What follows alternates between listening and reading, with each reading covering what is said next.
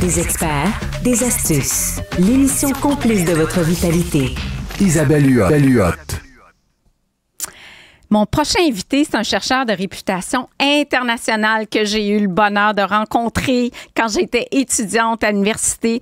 Il est titulaire d'un doctorat en physiologie de l'exercice. Il a fait un postdoc à Toronto, professeur au département de kinésiologie de l'Université Laval, directeur scientifique du Centre de recherche en santé durable. Hein? Première fois que j'entends ça, j'ai hâte d'en savoir plus. L'un des chercheurs les plus cités dans le monde, il a rédigé plus de 700 articles scientifiques publiés dans des périodiques reconnus, bien sûr. Chevalier de l'Ordre national du Québec, chroniqueur depuis peu au Journal de Montréal, tout comme moi, auteur du livre. Mais quel livre! Une bible, ce livre-là. La révolution active de la gestion de la maladie à la promotion de la santé. Et j'ai l'honneur d'accueillir Jean-Pierre Després. Bonjour Jean-Pierre. Hey, bonjour. Ben, toute une introduction. Je vais être déçu de m'écouter. Là, les gens vont être désappointés. Ben non, c'est impossible. Là. Le CV fait 4 pages, puis c'est vrai. Moi, je vais être honnête, Jean-Pierre, je vous ai toujours admiré pour vos travaux de recherche, la qualité de votre enseignement. Bon, moi, j'étais à Montréal, mais ce que j'entendais de vos cours, c'est incroyable. Puis quand j'ai vu ce livre-là, La Révolution active, je dis, bon, enfin, on dit les vraies affaires. Il est temps qu'on passe d'un mode curatif à un mode prévention. Quand je vois qu'il y a une personne de moins de 70 ans qui meurt toutes les 2 secondes, d'une maladie chronique, je me dis, c'est quoi le pouvoir de la prévention sur ces maladies-là, docteur Jean-Pierre Després, dites de société, là? Est-ce qu'on... Ouais, ben dans un premier temps, c'est gentil de m'inviter. Moi, en fait, ce livre-là, cet ouvrage-là, c'est une bouteille que j'ai lancée à la mer, Isabelle. Moi, comme vous l'avez mentionné, ça fait 38 ans que je fais de la recherche. J'ai toujours fait, comme professeur d'université, comme chercheur, ce qu'on me demandait de faire. Ça veut dire, va chercher des subventions de recherche, génère du savoir avec des collègues, publie ça dans, on espère, les grands journaux scientifiques puis de médecine, dans l'espoir que la société va aller mieux. Ben, le problème, c'est que 38 ans plus tard, à 66 ans, au soir de ma carrière, je me dis, le Québec va pas bien, la société va pas bien. Alors là, je me suis dit, ben, il y a un fossé entre une science qui existe, qui est utilisée ailleurs dans le monde, en passant, Isabelle, là, qui est utilisée au Japon, qui est utilisée en Corée du Sud, en Scandinavie, mais qui n'est pas utilisée au Québec. Je me suis dit, je vais l'expliquer directement à la population québécoise. Vous avez dû voir dans le style du livre aussi, c'est écrit, c'est pas écrit pour des universitaires. J'ai essayé de garder le niveau, là, d'un diplôme de secondaire, puis c'est suffisant pour comprendre, parce que je voulais que les gens qui n'ont pas de formation universitaire soient capables de comprendre l'histoire. Saviez-vous que... Oui. Alors, c'est une bouteille que j'ai lancée à la mer, et ce qui me touche vraiment profondément, c'est que là, il y a des milliers de bouteilles qui reviennent. Les gens me disent... Oui, c'est merci. Beau! Ouais, les gens me disent merci. Les gens me disent, ben, je savais pas ça. Je savais pas ça, que mon pèse-personne, je pouvais le mettre à la poubelle, que c'était beaucoup plus important de suivre mon tour de taille. Je savais pas qu'être en bonne condition cardio-respiratoire, j'explique ce que c'est dans le vie, c'est pas compliqué. Oui, là. oui. Ben, c'est bien plus important que de surveiller ma tension artérielle ou mon diabète. Je dis pas que c'est pas important, mais ça, c'est encore plus important. Science à la vie. On est en 2024. On a une science de la promotion de la santé par le mode de vie qui est pas utilisée, qui dort sur les tablettes. Oui. C'est ce que j'ai expliqué dans le livre. Parce qu'on a ce livre-là est plus que complet. Il est hyper vulgarisé. On a des petits résumés, on a des images, c'est facile à comprendre. C'est un livre choc aussi. Ben, je voulais un peu que ça soit un peu comme une analogie, là. Moi, j'ai grandi, ma mère avait toujours le livre La cuisine raisonnée des sœurs. C'était sa boîte à outils. Ben, pour le mode de vie, je voulais une boîte à outils, mais vous avez dû constater, c'est pas compliqué ce qu'il y a là-dedans. Évidemment, la science derrière peut être sophistiquée. Oui. Mais ce qu'on en dérive comme... Vous savez, quand on dit il faut adopter de saines habitudes de vie, moi, des fois, je dis on entend plutôt il faudrait adopter de saintes habitudes de vie. On est très moralisateur. Hein? Si vous êtes malade parce que vous mangez mal puis vous bougez pas assez, mais ça, là, une fois qu'on donne des leçons de morale, ça donne rien. Les gens ont besoin de savoir pourquoi le tourbillon, si vous avez lu le livre, vous avez vu que j'utilise pas un ton moralisateur. Je dis, on est pris dans le tourbillon de la vie. On s'oublie. Je les vois, les papas et les mamans dans les arénas. On manque de temps. Oui. On manque de temps. Puis, À un moment donné, c'est de dire, écoutez, prenez une petite pause, puis posez-vous la question, c'est quoi je veux faire de ma vie? Comment je veux vieillir? Puis comment je veux que la vie se termine? Puis je réalise qu'il y a beaucoup de gens qui prennent pas le temps de juste se dire, c'est quoi mon plan de vie? Puis avant de parler d'une saine alimentation, puis avant de parler d'activité physique, bien sûr que c'est important, regardez vos agendas de vie. Parce que l'agenda, là, si c'est beau parler d'activité physique, puis c'est beau parler de saine alimentation, mais si vous placez pas ça dans un agenda, là, moi, à travailler 7 jours par semaine, 60 heures par semaine, mon adjointe là, qui gère mon agenda, elle le sait. Il y a telle heure et telle heure, personne peut me parler. Personne peut me parler. Pourquoi? Parce que je m'entraîne. Bien, ça, j'aime ça, Jean-Pierre, parce que c'est quelque chose de concret que tout le monde peut faire à la maison, parce que on sait qu'il faudrait bouger, puis là, on est pris par plein d'activités, donc Absolument. de bloquer des plages dans l'agenda. Mais là, je veux me parler de la distinction entre les graisses sous-cutanées et abdominales, parce que sous-cutanées, ben ça amène moins de facteurs de risque, du moins la santé métabolique est mieux. Là, Isabelle, on va retourner très, très loin en arrière, à l'époque où j'étais très, très jeune. Moi, j'ai eu la chance d'arriver, j'ai établi mon laboratoire ici à Québec, à l'Université Laval, au moment où l'imagerie arrivait, là.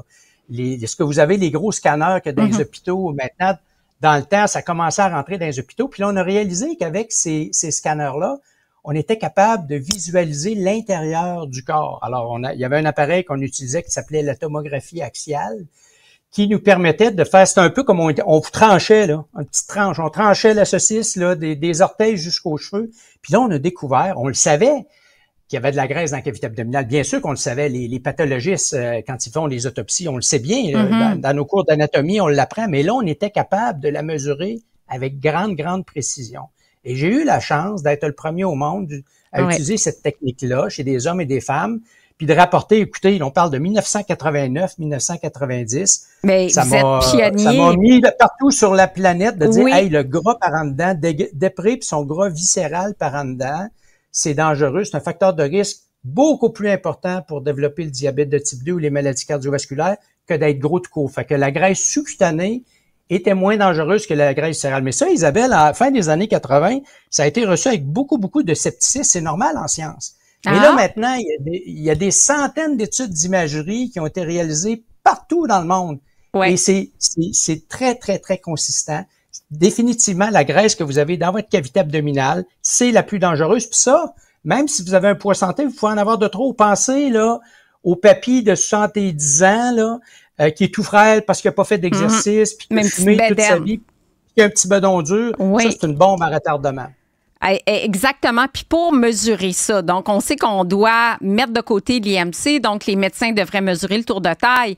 Mais là, vous abordez dans le livre le concept aussi de mesurer les triglycérides, qui tour de taille et triglycérides ensemble, ce serait le combo, le meilleur prédicteur, parce qu'on peut pas tout aller dans des scans, le meilleur prédicteur. Non, c'est ça. Ouais. Bien évidemment, c'était une chose de dire, bon, être gras par en dedans, c'est dangereux, mais moi, ce qui m'intéressait, c'est de fournir des outils pratiques. Puis c'est ça qui explique un petit peu ma frustration, c'est que ces outils pratiques-là, on est en 2024, sont toujours pas utilisés. Alors, dans les années, fin des années 90, début des années 2000, on s'est dit, est-ce qu'il y a quelque chose qu'on peut mesurer dans le sang qui nous permettrait de faire la différence entre un tour de taille qui est important à cause de trop de graisse cutanée ou de trop de graisse viscérale. Et là, on s'est rendu compte que lorsqu'on fait de l'obésité viscérale, les triglycérides, ça c'est le gras le plus abondant qu'on a dans le sang parce que le cholestérol, on en a des petites quantités. Ça, c'est le gras qu'on a dans notre tissu adipeux, entre autres. Ben, on s'est rendu compte que lorsqu'on faisait de l'obésité viscérale, on avait tendance à faire des foie gras. Puis quand on fait des foie gras, bon, le foie, pour limiter son accumulation de lipides, des triglycérides, il en libère dans la circulation. Et là, on a fait des analyses, on a essayé toutes sortes de marqueurs sanguins, puis on s'est rendu compte, mais mon Dieu, c'est le plus simple qui est le plus utile. Quand un tour de taille élevé, combiné à des triglycérides qui sont augmentés dans le sang, tu as 80% de chances d'avoir de l'obésité viscérale. Alors là, ça coûte pas cher parce que tous les médecins de famille, quand vous avez un prélèvement sanguin, puis il fait faire un profil, ce qu'on appelle un profil lipidique, là, doser votre bon puis votre mauvais transporteur de cholestérol, les LDL et HDL, il va avoir les triglycérides. Mais pendant longtemps, il s'est fait dire, ça, c'est pas important. C'est pas important, à moins que ça soit très élevé. À moins que ça soit très élevé pour faire attention aux pancréatites. Mais là, on se rend compte que cette combinaison-là, puis là, nous autres, j'ai dit, on a inventé un nouveau mot pour jouer au Scrabble, la taille hypertriglycéridémienne. Oui, j'ai vu. Bon. Alors ça permet d'identifier les gens qui sont à très, très haut risque d'avoir de l'obésité viscérale. Puis, on montre dans le livre comment mesurer son tour de taille à la maison aussi, parce que oui, c'est beau aller chez le médecin, mais je pense qu'il y a encore peu de médecins, malheureusement, qui mesurent le tour de taille. Dans le livre, on a la mesure du tour de taille, comment le faire à la maison, on le prend où, c'est imagé. Fait que ça, c'est déjà un pas dans la bonne direction. La prévalence d'obésité, quand même, si on regarde, Jean-Pierre, ne cesse d'augmenter. Est-ce qu'on fait fausse route? Est-ce qu'on devrait taxer les boissons gazeuses? C'est quoi le problème? Là, qu'on dit la société québécoise va mal, Jean-Pierre? Oui. Justement, merci de poser la question. Moi, je pense que vous avez constaté que j'en parle beaucoup dans le livre. Moi, je veux combattre la stigmatisation qu'on a contre les personnes qui vivent avec un diagnostic d'obésité. Parce que le diagnostic d'obésité, on est en 2024, est toujours basé sur l'indice de masse corporelle. C'est incroyable de voir à quel point on stigmatise les gens. Laurent Duvernay-Tardif, je peux le dire parce que à un moment donné, il a fait un documentaire sur l'obésité, il a fait mesurer son IMC, il était à 34.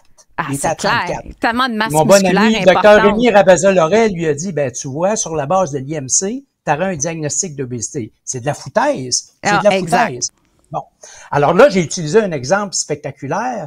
Mais il y a énormément de gens comme ça qui vont être dans la fourchette, parce que ça, on a publié ça, il y a énormément de gens qui vont être dans la fourchette, soit poids normal, ou soit surpoids, ou obésité modérée, là, entre 30 et 35 d'IMC, qui sont très, très mal classifiés parce qu'on n'a aucune espèce d'idée où est l'excédent de graisse. Déjà, quand on ajoute le tour de taille à une valeur d'IMC donnée, on identifie un sous-groupe qui est beaucoup plus à risque d'avoir cette obésité dangereuse-là. Et surtout, si c'est accompagné de triglycérides élevés, ben là, on est à peu près certaines qu'on a affaire à un sous-groupe de personnes chez lesquelles on devrait porter une attention particulière. Mais malheureusement, dans notre système de gestion de la maladie, puis je le dis avec beaucoup de respect, parce que ça, c'est important de gérer la maladie, mais on n'a pas suffisamment de gens qui ont votre expertise ou des kinésiologues, comme on a entendu Jean-Christophe, pour dire... Quand on a une évaluation de notre profil de santé, je parle de 4 signes vitaux du mode de vie dans le livre. Je parle du tour de taille, je parle de la condition cardio-respiratoire, de la qualité nutritionnelle globale, du niveau d'activité physique. Ça, science à l'appui, nos travaux ont montré que ça prédit presque parfaitement l'évolution de vos facteurs de risque, imaginez. Mais on les mesure pas en pratique clinique. Ah, il faut que ça change vraiment. Vous dites mangez mieux, mangez moins. Parce que, bon, on parle de l'étude calories, entre autres, où les gens mangeaient 25% moins de calories. Bouger, c'est sûr. C'est quoi la meilleure approche alimentaire? Parce que, bon, on parle de manger moins transformé. Je vois qu'on a la même ligne de pensée sur le régime cétogène. C'est parfait, ça fait mon bonheur. Que la quantité de glucides va dépendre de son mode d'activité physique. Évidemment, les grands sportifs ont besoin de plus de glucides. Exactement. Exactement. Est-ce que le régime méditerranéen, est-ce que c'est le meilleur régime à appliquer pour tous? Bon, moi, encore une fois, j'ai pas une formation en nutrition, Isabelle, mais moi, je suis un consommateur de science. Alors, j'ai évidemment des collègues, j'ai mon collègue Benoît Lamarche qui était mon ancien étudiant, qui dirige un centre de recherche en nutrition, Centre Nutrice à l'Université Laval. J'ai des copains, que ce soit à Harvard ou à Cambridge, qui sont des grands du monde de la nutrition, de l'épidémiologie nutritionnelle. Puis, au fil des ans, il y a pas mal d'experts de la nutrition dans le monde qui ont fait leur mea culpa en disant on était trop technique. La science de la nutrition, comprendre quelles sont les propriétés de certains aliments, ça c'est une chose. Mais après ça, en termes de communication populaire, c'est beaucoup trop compliqué. Moi, Isabelle, je compte jamais mes calories. J'ai pas le temps pour ça. Mais ça, non, moi non plus. Ça, c'est pas une poubelle. Mais ça, c'est pas une poubelle. Mais regardons le modèle socio-économique qu'on s'est configuré. Ce qu'on nous offre, qui est ultra transformé, est bourré de sel, est bourré de sucre ajouté. Et ça, puis le sucre, ça goûte bon. Alors, donnez ça à C'est des ça. enfants, ils vont en manger, ils vont en manger, ils vont en manger, ils vont en manger. Ben, Alors, Jean-Pierre, il y va a falloir pas- que je vous réinvite parce que c'est déjà tout, mais on pourrait parler 1 heure, puis on a plein de sujets, puis juste même sur le livre, là, j'ai encore 15 questions que j'ai pas passées. Bon, Ça fera plaisir. Ça sera un deuxième rendez-vous. Je rappelle que vous êtes professeur, auteur du livre La Révolution active de la gestion de la maladie à la promotion de la santé aux éditions du Journal. C'est une bible, ce livre-là. Je le conseille à tous. Truffé d'informations scientifiques, de conseils également. Donc, c'est un must pour l'été. C'est un honneur de vous avoir reçu sur les ongles de Cube. Merci beaucoup, Jean-Pierre Després. C'est un grand plaisir, Isabelle. À la prochaine. À Merci, la au revoir. prochaine, assurément. Assurément. C'est ce qui complète l'émission d'aujourd'hui. Je remercie toute l'équipe à la recherche, Marianne, Florence, Amélie Robert et compagnie. Merci Jean-Philippe à la mise en onde. Et à demain.